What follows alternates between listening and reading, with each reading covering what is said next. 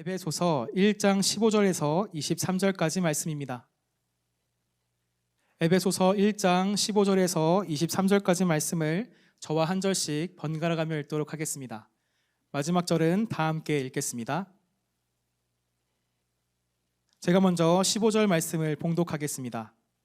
이로 말미암아 주 예수 안에서 너희 믿음과 모든 성도를 향한 사랑을 나도 듣고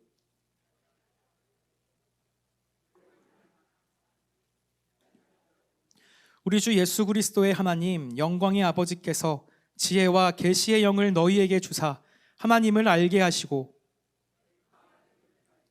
그의 부르심의 소망이 무엇이며 성도 안에서 그 기업의 영광의 풍성함이 무엇이며 그의 힘의 위력으로 역사하심을 따라 믿는 우리에게 베푸신 능력의 지극히 크심이 어떠한 것을 너희로 알게 하시기를 구하노라. 역사하사 죽은 자들 가운데서 다시 살리시고 하늘에서 자기의 오른편에 앉히사 모든 통치와 권세와 능력과 주권과 이 세상뿐 아니라 오는 세상에 일컫는 모든 이름 위에 뛰어나게 하시고 복종하게 하시고 그를 만물 위에 교회의 머리로 삼으셨느니라. 우리 다 함께 23절 읽겠습니다. 교회는 그의 몸이니 만물 안에서 만물을 충만하게 하시는 이의 충만함이니라. 아멘. 다 함께 본문 말씀을 가지고 너희로 알게 하시기를 구하노라 라는 제목으로 하나님의 은혜를 나누고자 합니다. 우리가 읽은 본문 1장 15절에서 23절 말씀 이전에 사도 바울은 1장 3절부터 14절까지의 말씀을 통하여서 하나님의 택하심과 그리고 우리들의 삶 가운데 주시는 그 기업에 대해서 이야기를 하였습니다. 그리고 오늘 이 바울의 기도, 바울이 에베소 교회를 향한 그 기도를 통하여서 그 모든 것들이 이로 말미암아 우리가 살아갈 힘이 된다라는 것을 이야기하고 있는 것이죠. 하나님의 은혜를 받은 사람들이 어떻게 살 수 있는지, 그리고 우리가 어떻게 주님 앞에 합당한 삶을 살 수 있는지, 무엇보다 그를 위하여서 우리가 무엇을 기도해야 되는지를 지금 본문 말씀을 통해서 이야기하고 있는 것입니다. 바라는 것은 우리들의 삶이 이 말씀을 통하여서 회복되고 무엇보다 주님께 기도할 수 있는 이 시간이 되기를 간절히 소망합니다. 우리가 살아가다 보면은 사람마다 차이가 있지만 때로는 이 땅을 살아갈 때에 이 현실의 삶이 어렵고 버거울 때가 있습니다. 많은 그리스도인들이 과거의 구원과 그리고 그 미래의 구원 사이에서 어려움을 겪고 있다라는 것입니다. 과거에는 하나님께서 주시는 그 구원의 기쁨으로 말미암아 행복하였습니다. 자, 그리고 우리에게는요, 머나먼 미래에 하늘나라에 대한 소망이 있는 그 구원의 기쁨이 있는 사람들입니다. 그런데 문제는 무엇이냐? 이 현재 지금 살아가고 있는 이 땅에서 우리가 과연 그 기쁨을 지키며 살아갈 수 있는가라는 질문이 생기게 되는 것이죠. 하나님께서 그 우리에게 주시는 그 구원은요, 우리가 아무것도 할 필요가 없었습니다. 하나님께서 주시는 그 은혜, 선물인 것이죠. 그저 우리는요, 그 구원의 기쁨에 대해서 감사하면 된다라는 것입니다. 머나먼 미래, 우리가 앞으로 갈 그 하나님의 나라, 그 나라도 우리에게 주어지는 유업입니다. 우리가 그 유업을 받을 때요, 조건이나 자격이 필요한 것은 아니다라고 성경은 선포하고 있습니다. 그런데 문제는 무엇이냐? 우리가 이 땅을 살아갈 때 너무 버겁고 힘들다라는 것입니다. 이 땅을 살아갈 때 그 기쁨을 지키기 위해서는 노력을 하게 된다라는 것이죠. 그 구원의 감격, 과거에 경험했던 그 은혜를 지금도 지키기 위해서 우리는 예배를 드리고 성경 말씀을 읽고 기도를 합니다. 이 모든 것들이 참 감사한 일들이죠. 그 문제는 무엇이냐? 그 가운데서 우리의 믿음이 형식적으로 바뀌게 된다는 겁니다. 그 현재의 기쁨을요, 그 구원의 감격을요, 날마다 새롭게 하고 갱신하고 기뻐하면 참 좋을 텐데, 말씀을 듣고 말씀을 읽고 그 기도할 때에 그 구원의 감격이 형식화가 되고 화석화가 된다는 것입니다.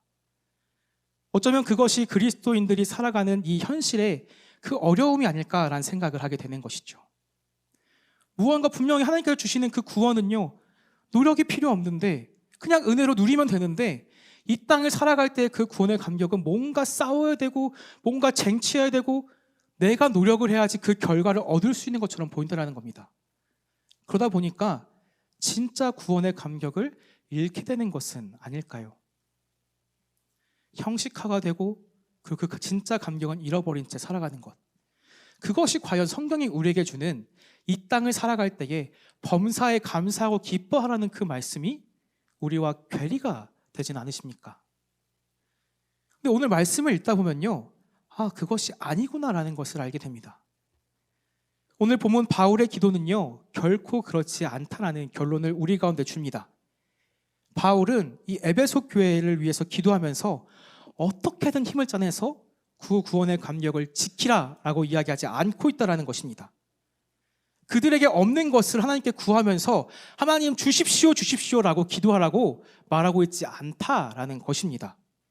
오히려 단지 그들 가운데에 눈이 밝아져서 이미 우리에게 주시는 그것을 발견하라, 이미 가지고 있는 것을 보아라라고 권면하고 있다는 겁니다. 그것이 우리에게 충분하다는 것이죠. 나에게 없는 것을 구하는 것이 아니라 이미 있는 것을 보는 기도. 그것이 오늘 우리가 함께 읽은 바울의 기도라는 것입니다. 이 바울에게 있어서 에베소 교회는요, 굉장히 특별했습니다. 바울이 계속된 그 전도 여행을 통해서 하나님께서 그 바울을 로마로 보내고자 계획을 하십니다. 그런데 그 길이 결코 쉽지 않았고 그 길을 갈 때는 생명을 걸어야 되는데 그 가운데 바울이 무엇을 합니까? 에베소 장로님들과 함께 이야기를 나누며 자신을 위해서 기도해달라고 이야기를 합니다. 그리고 그들에게 당부합니다. 하나님의 그 은혜를 잊지 말라고 말입니다. 그들 가운데 닥칠 일을 경고하면서 그 믿음을 지키라고 이야기한다는 것이죠.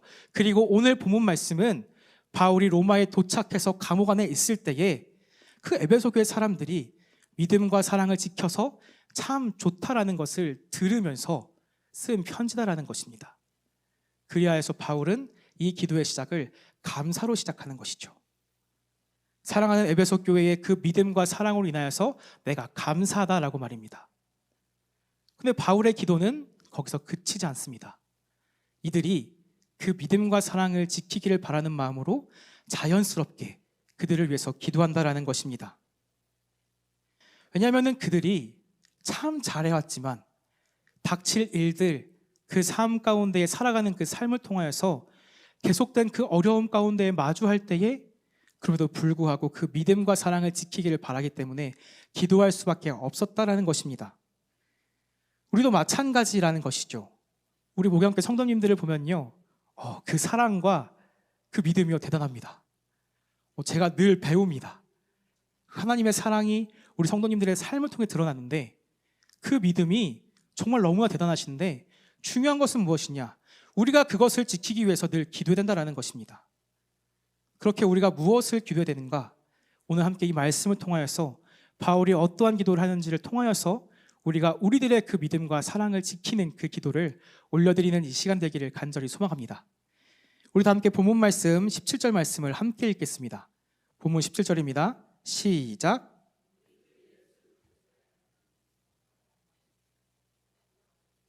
너희에게 주사 하나님을 알게 하시고. 아멘.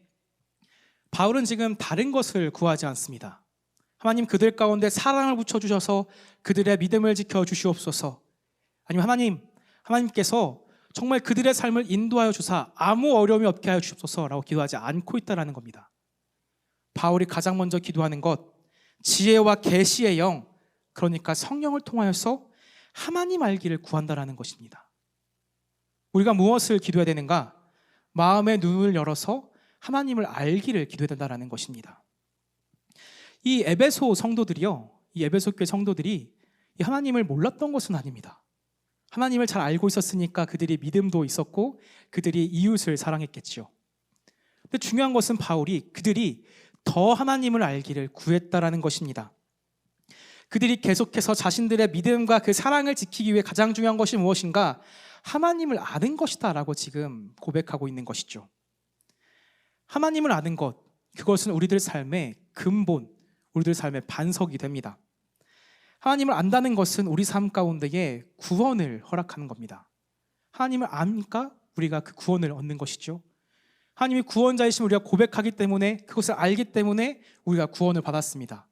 그러나 하나님을 안다는 것은 거기서 그치지 않고 우리가 믿음과 사랑을 지키며 살아가는데 굉장히 중요하다라는 것입니다. 하나님을 아는 것이 우리들의 삶의 원동력이 되는 것이기 때문입니다. 어떻게 원동력이 될까요?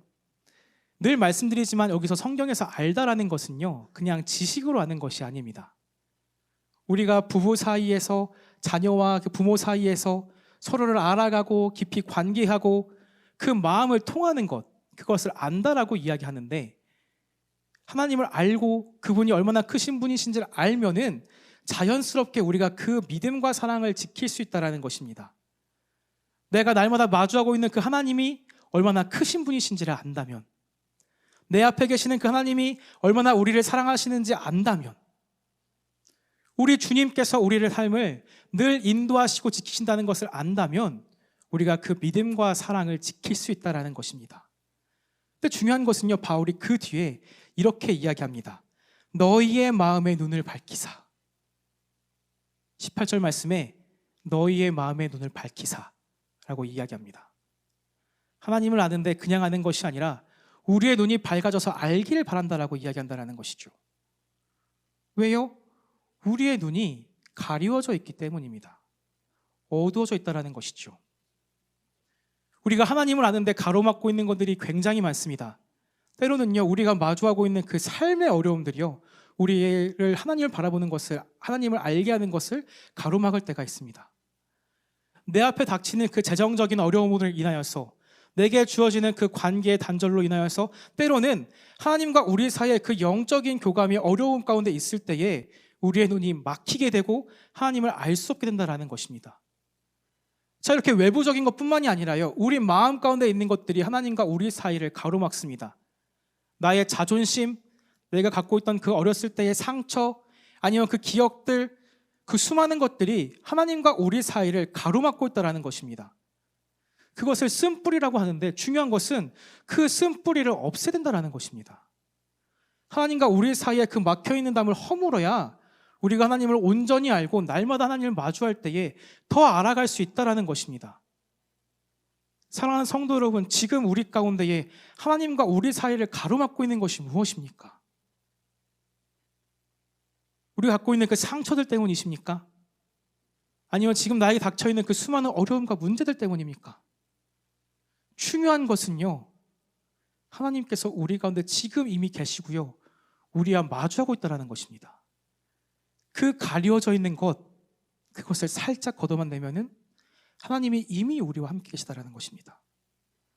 우리가 하나님을 부르짖을 때요, 하나님 이리 와 주십시오라고 부르짖는 것이 아니라요, 나의 막혀있는 이것을, 내가 가리운 것을 그 벗어낼 수 있도록 벗겨달라고 기도한다는 것입니다. 하나님, 내가 주님을 더욱더 알기를 원합니다.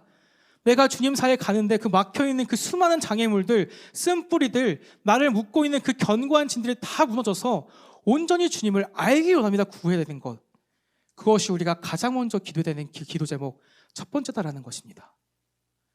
바라는 것은 우리가 이 시간 기도하기 위해 나왔습니다. 기도할 때 다른 것을 구하는 것이 아니라 먼저 하나님을 알기를 원합니다. 그럴 때요, 이미 우리 가운데 그 믿음과 사랑이 충만할 수밖에 없습니다. 바라는 것은 정말 하나님을 깊이 알게 되기를 간절히 소망합니다. 지금 알고 계셨던 그 하나님이 더욱더 크신 분이심을 알고, 나의 삶을 인도하시는 분이심을 알고, 나를 지금도 지키시고 보호하시는 분이심을 알고 그 믿음으로 나아갈 수 있는 우리 모두가 되기를 간절히 소망합니다. 하나님과 우리 사이에 그 가로막혀 있는 그 모든 것들이 이 시간 끊어지는 역사가 우리 가운데 있게 되기를 간절히 기도합니다. 그래서 그 두 번째로 바울은 18절 19절에 이렇게 기도합니다. 다 함께 읽겠습니다. 18절 19절입니다. 시작.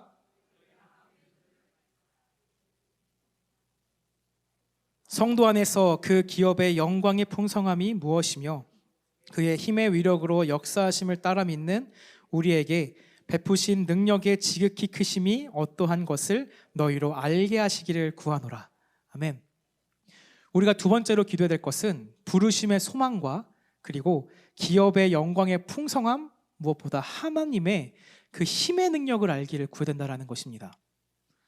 성경을 보니까요, 하나님께서 우리를 부르셨습니다.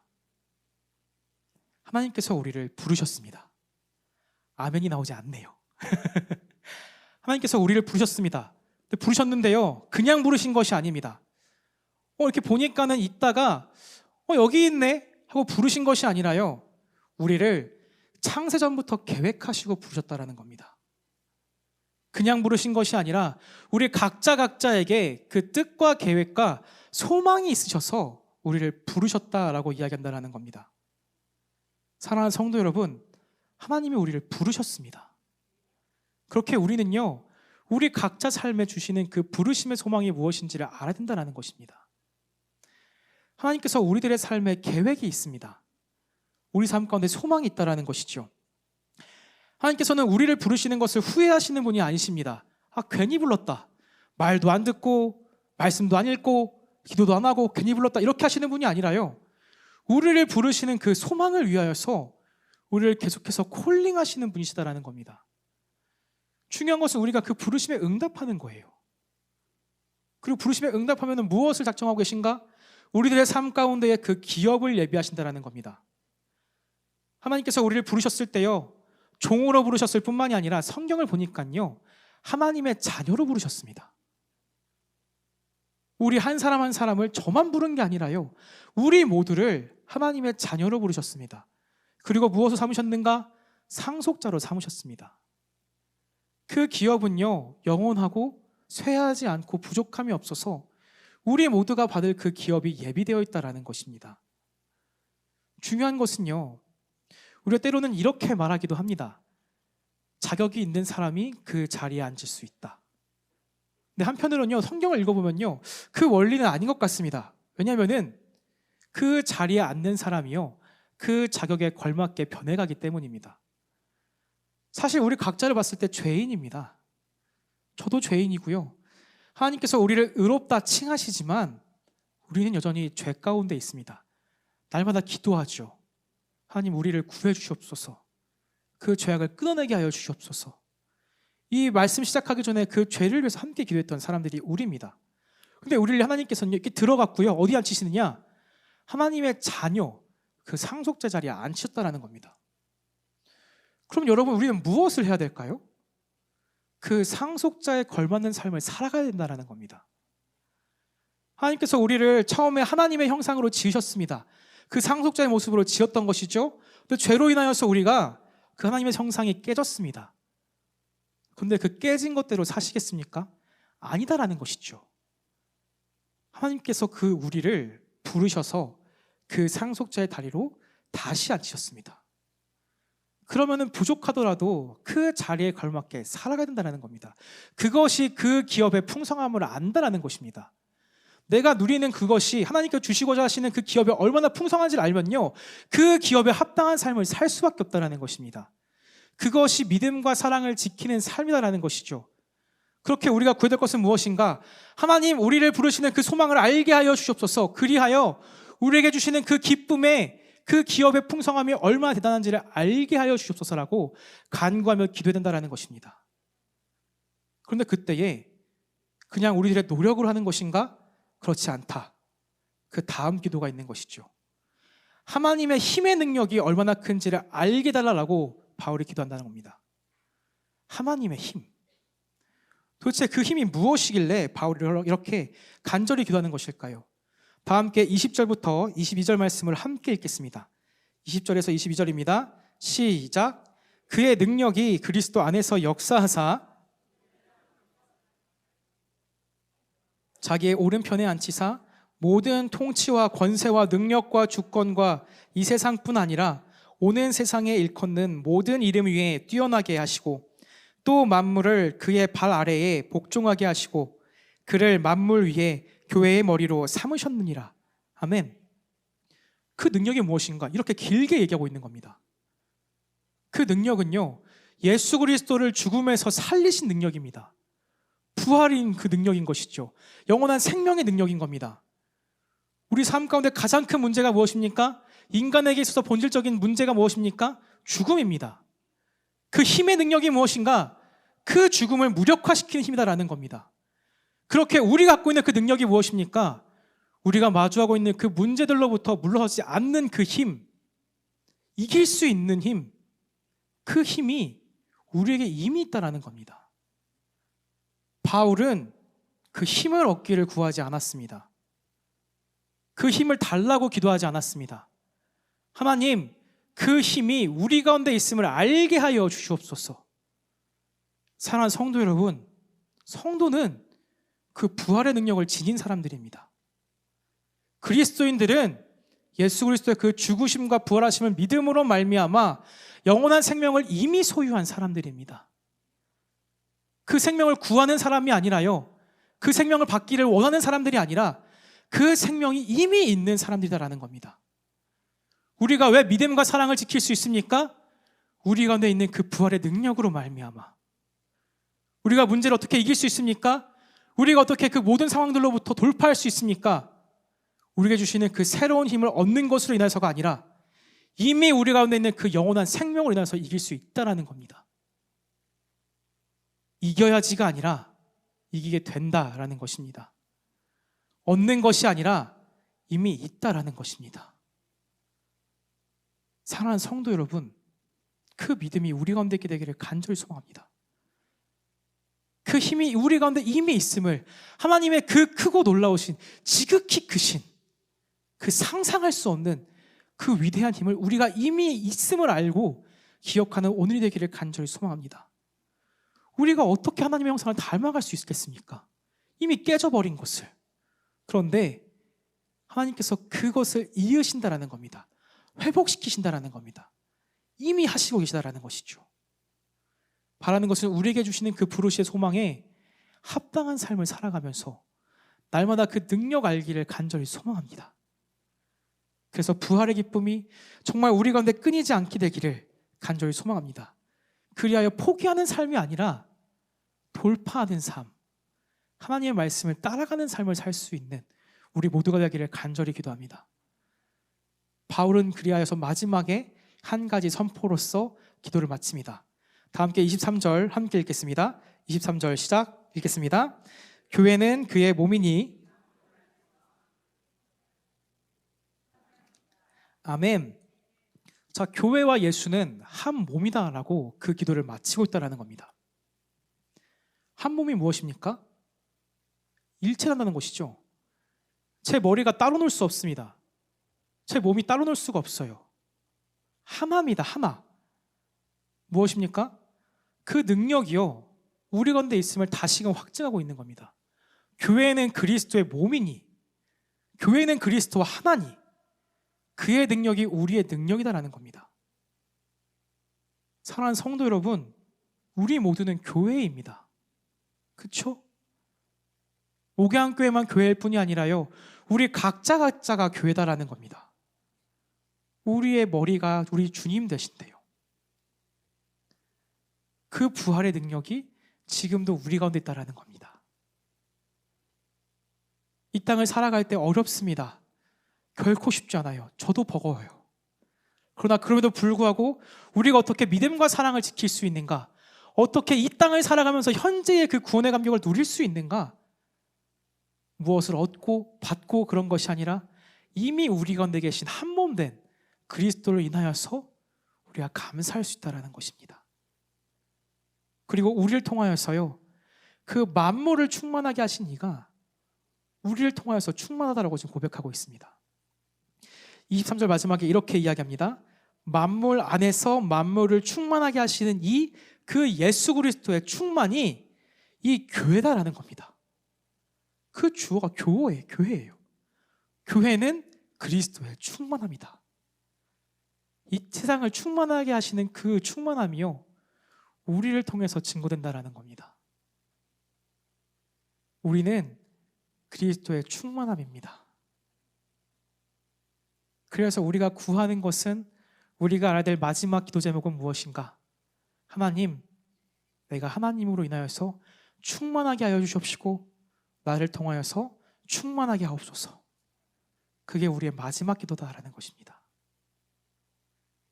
성경을 보니까요, 이 예수님께서는 천국을 비유하시면서 이 밭에 감추어진 보화에 대해서 말씀하셨습니다.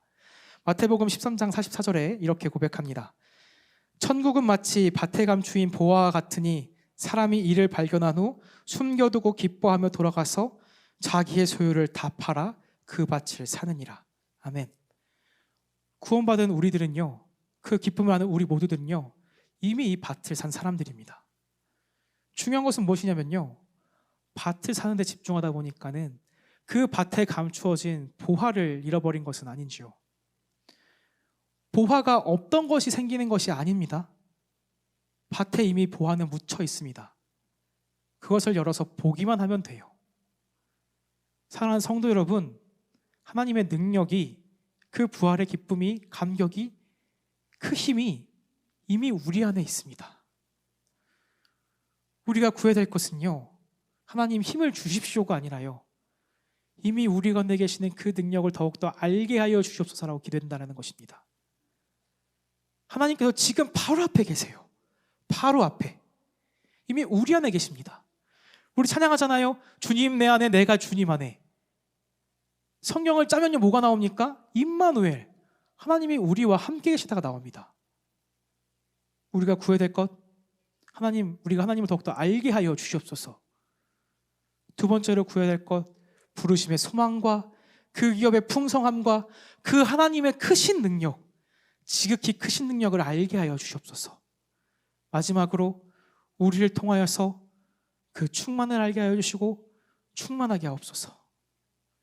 이 바울의 기도가요, 매일 우리의 기도가 되기를 간절히 소망합니다.